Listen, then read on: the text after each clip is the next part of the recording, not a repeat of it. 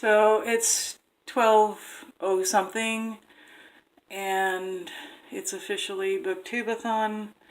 I'm going to go start reading, and I'm going to show you. This is a special occasion, so I am using my Millennium Falcon bookmark.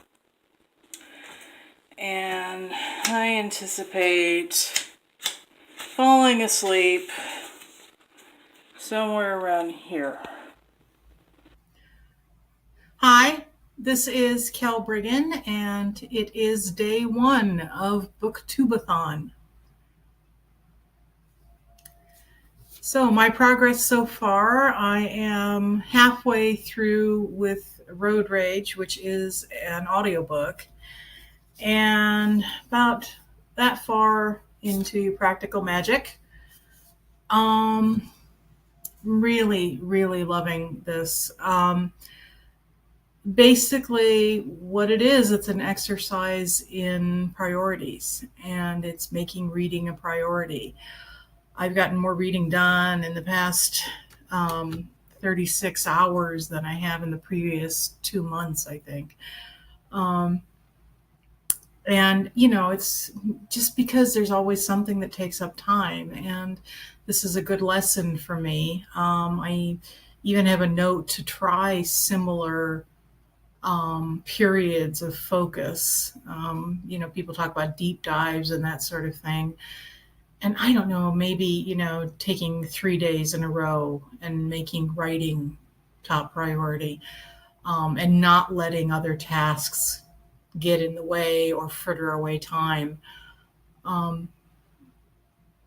It's funny. I mean, I am retired, and the joke is, of course, then you find out how busy you are after you retire, because you're continually deciding, what do I do with my time? What takes precedence?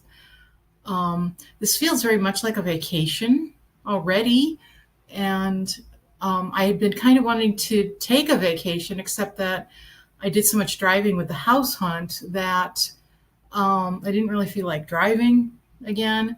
The house hunt was really about 6, 7 months ago, but man, it was exhausting.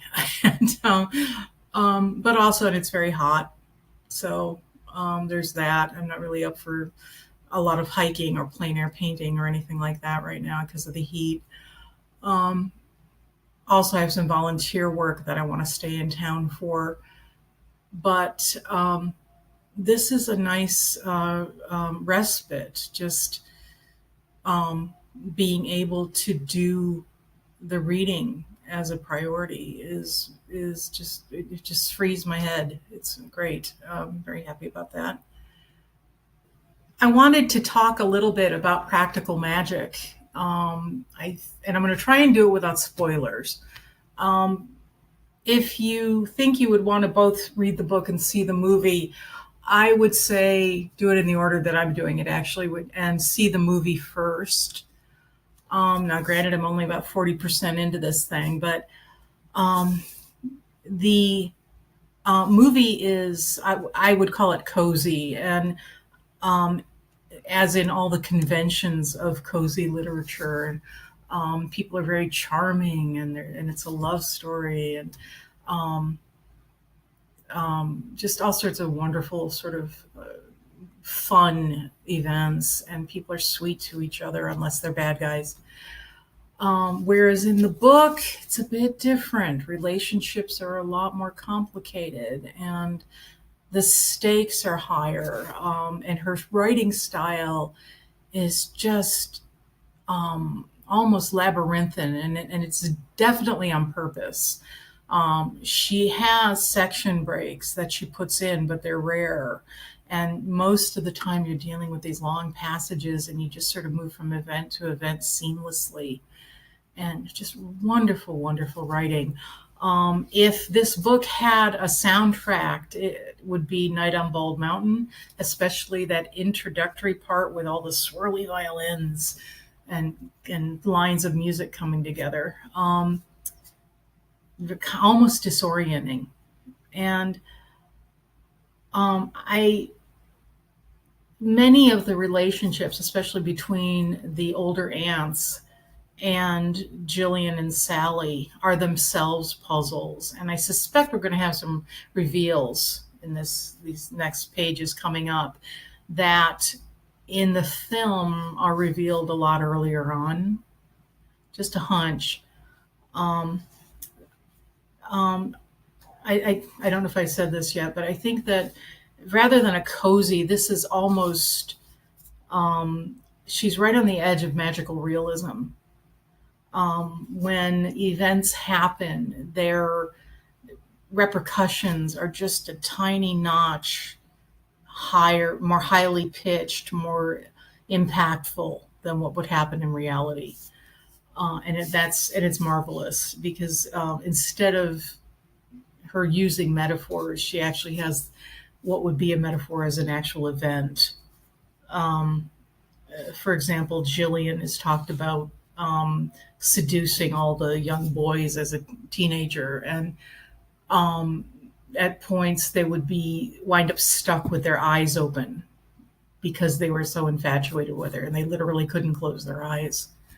And instead of that being a metaphor, it actually happens. The young men can't close their eyes. That sort of thing. Really wonderful writer. I don't know why I haven't read more of her, but I am going to read more of her stuff in the future. She has many, many books out, not just the practical magic too.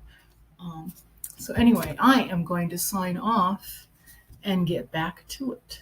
I will see you to. Oh, and also I did not do today's video challenge because I don't really have the cameras needed for that, a camera setup. I do have a digital camera and a tripod and that sort of thing that are in storage right now. One of the things on my to-do list is to get those out and work with them for vlogging, but I didn't want to do that now because my priority is reading. So there it is. But I may do some of the video challenges depending on what they are. But I'm going to put the reading first. I don't know if I'm going to get all 7 books read, but I'm definitely going to put in a good amount of time. So I will see you tomorrow. And if you're on the thon also, good luck and keep reading.